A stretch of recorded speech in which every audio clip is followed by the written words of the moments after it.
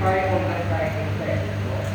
The dural cycle steps. So this is your superior cycle cycle. And then, if you're going to look at it, that is confluence of your cycle steps, that is not at the top of the brain. Now, when you are trying to identify the brain cut, no? When you are looking at the brain, it is very important for you to identify which one is the frontal side and which one is the posterior side. So that is the first thing that you are going to do. Okay? And then after knowing, you need to take what do you call the highly elevated structure to make the surface area of the brain smaller. They are not people just gyrus. Those gyri in dural. And then there are spaces in between. What do you call the spaces in between? They are called sulcus of dural. Now you need to differentiate. There are deeper of a differential, no? So if you go in,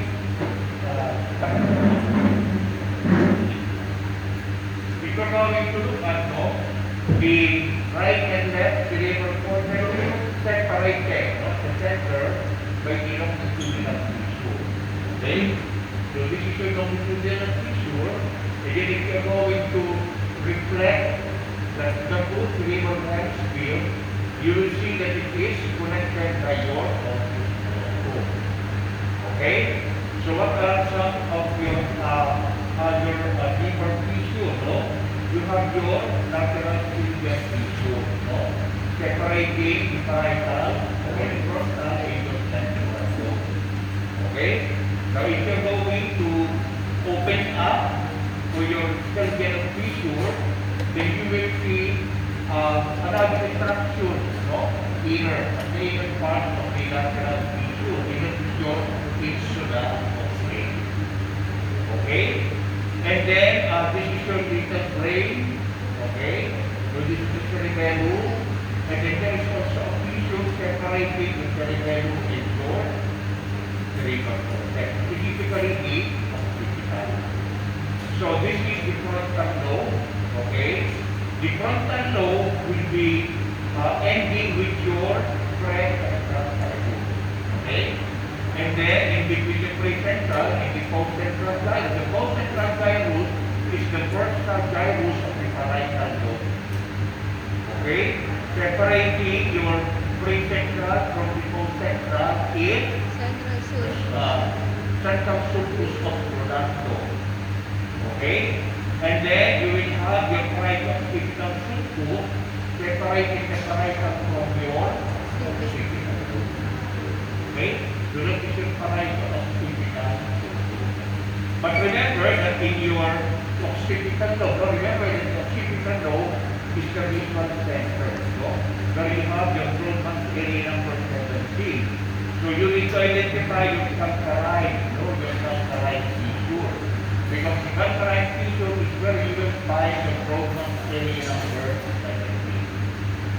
Okay? Now when you are looking, so you need to identify the different parts. What are the different gyri, those forming the frontal lobe? You need to identify them. What are the different gyri and sulci forming the parietal, inflecting with your occipital and your central lobe. Okay? Now looking at the inferior portion of the brain, no? So if you're going to look at that, no, you will see your brain, the brain is there. Okay? And then you have your bone, and then you have your medulla oblongata. Okay? Now if you're looking at the medulla oblongata, the medulla oblongata will exit the foramen magnum, no? And the moment the medulla oblongata pass through the foramen magnum, it becomes your spinal cord. Okay? So if you're going to look at this, a nerve that is found at the most superior, the most superior, no, which is underneath your frontal lobe. So that is your cranial nerve number 1. Okay? So you will see this cranial nerve number 1. Remember that the cranial number 1 has a compound.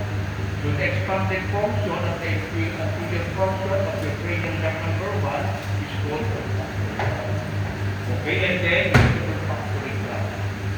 Okay, then you have your cranial nerve number 2. So this is your complete. Okay, you see that? So this is your complete nerve. And then remember that the optic nerve will be joined together with the optic chiasma. Okay? And then below the optic chiasma is your optic nerve. So yun ang optic nerve. Okay? And then looking at the anterior portion, no? Superior portion of the pulse. It's easy to remember, no? From the oculomotor, starting from the midline of your superior portion of the pulse, you will have your oculomotor, and then you have your cranial nerve number 4, and then you will see your cranial nerve number 5. So this is your cranial nerve number 5. Yan o. No? When you see this, so this is your cranial nerve number 5. And then you will see your, starting from this area here, you will find your abducens nerve, abducens going to the lateral side as infant, no? You have the facial. So the facial nerve has 2 parts. Okay, and then you will see the facial nerve associated with your cranial nerve number 8. Okay, and then going down to the medulla oblongata, you have your cranial nerve number 10, pababa siya, 10, 11, and then 12. No, you can do sa mind, in between your pyramid and your dome. Okay? So, ganoon lang yung pag-identify. And then second, when it comes to the blood supply of the brain, no? So, you know already that there are 2 major blood vessels serving as major sources of the blood supply of the brain, no? What are the 2 major blood supplies of the brain? The first is your internal carotid, and the other one is your liver artery. Okay? Now, your internal carotid artery will be giving rise to 2 major blood supply of the brain. No? One, supplying the anterior circulation of the brain, and the other one is the lateral circulation. Okay, so you will, if you're going to look at this, no? So you will see your internal carotid. So this is your internal carotid. Can you see this?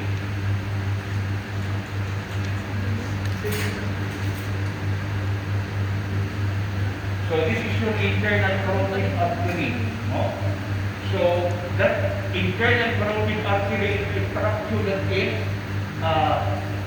what we call it, seen outside, and then you will see that the internal carotid artery will be entering the lateral tissue. Okay? The moment your internal carotid artery went to the anterior and medial cerebral, medial cerebral, and